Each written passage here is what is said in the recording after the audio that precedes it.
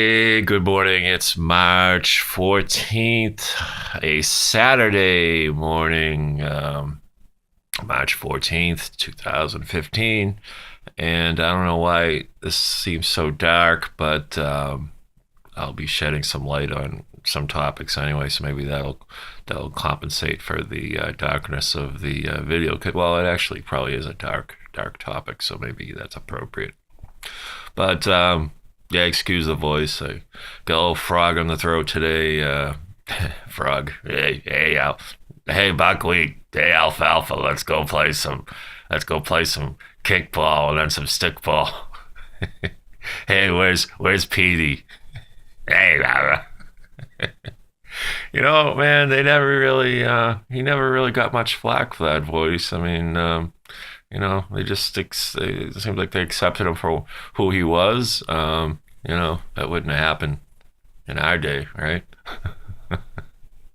But hey, that was our gang, man. Maybe Spanky didn't put up with none of that bullying stuff, But nobody called him Kermit or anything. All right, enough. Because then that'll be because the other day I was going to do this topic, and then I started talking about something else. Next thing I know, I'm going on for 15 minutes about something that makes no sense, and we don't want that to happen with this one.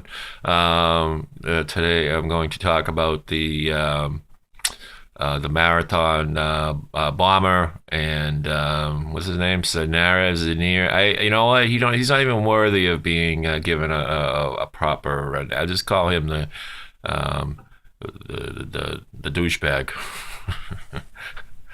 Lord and Lady douchebag. The douchebag who ruined so many lives that day a couple years ago, and um, I can't wrap my head around this judicial system that really goes to, it seems, extraordinary lengths to give this guy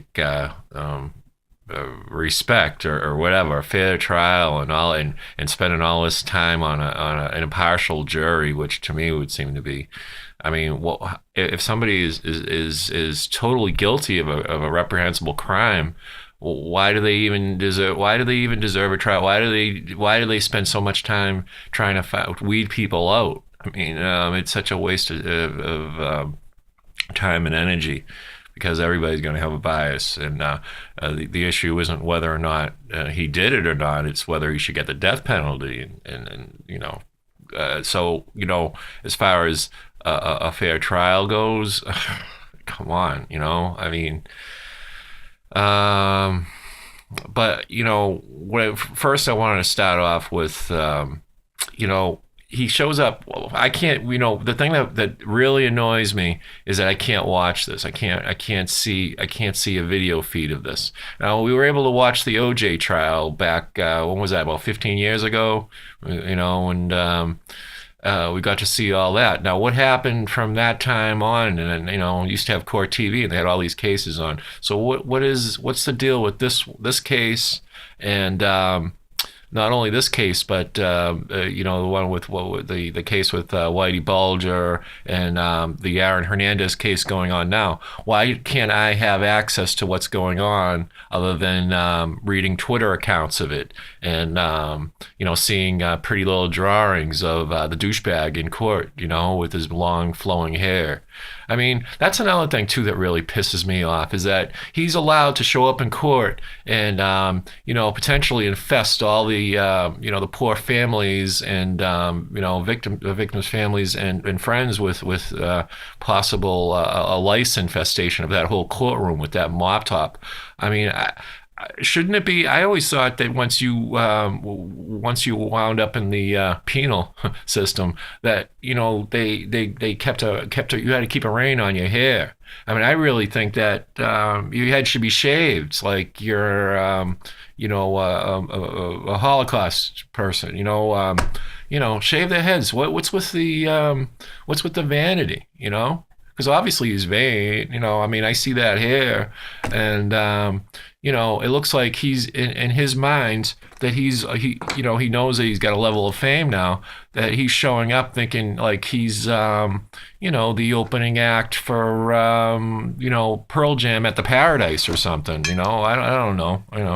But anybody that's growing their hair like that, speaking of somebody who did have their hair long back in the 80s or whatever, I mean, it's obviously very important to him to have his hair looking the way it does rather. And he wants to come across as being like this really cool,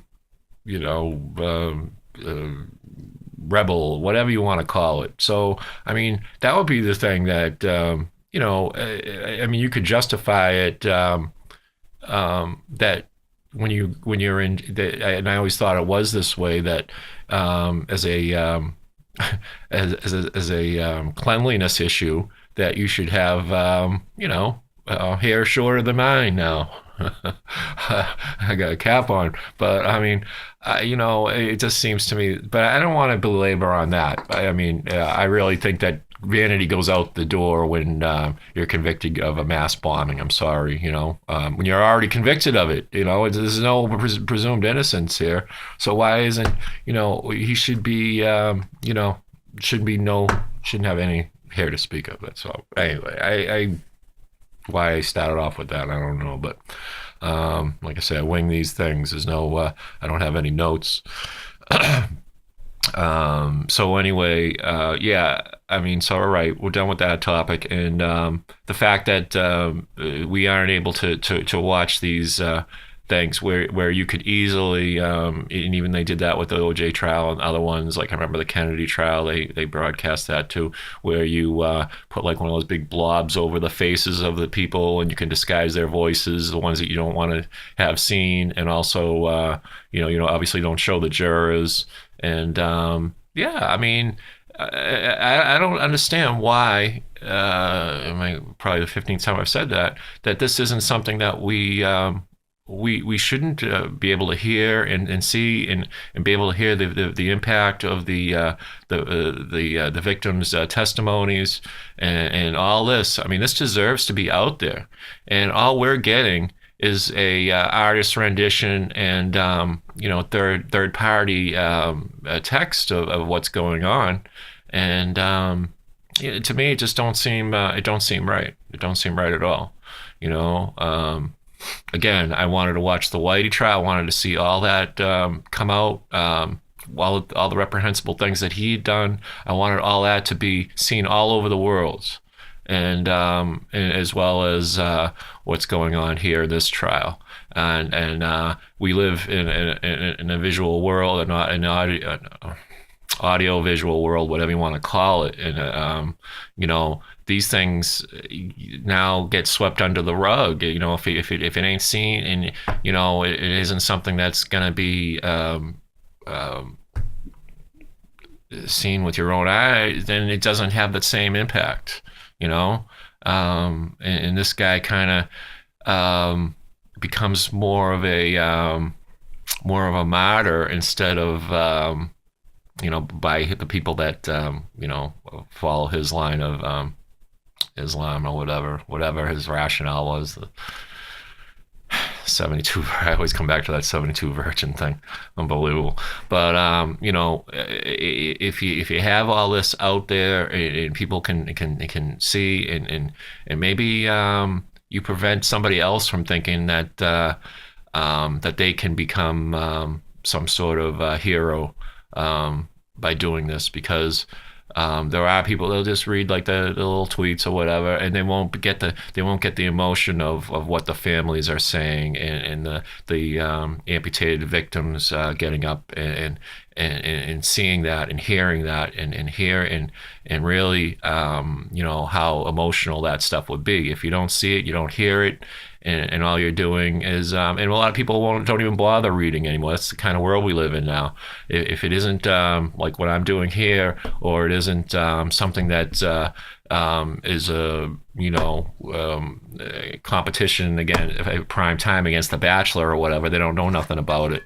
So if this case had been televised or whatever, or even if you just had an audio recording of it, and it could really reach so many more people, and and also give the victims more of a measure of closure.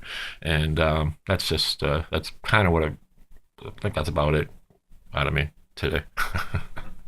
All right, so I'm done with this. Him and all their ilk.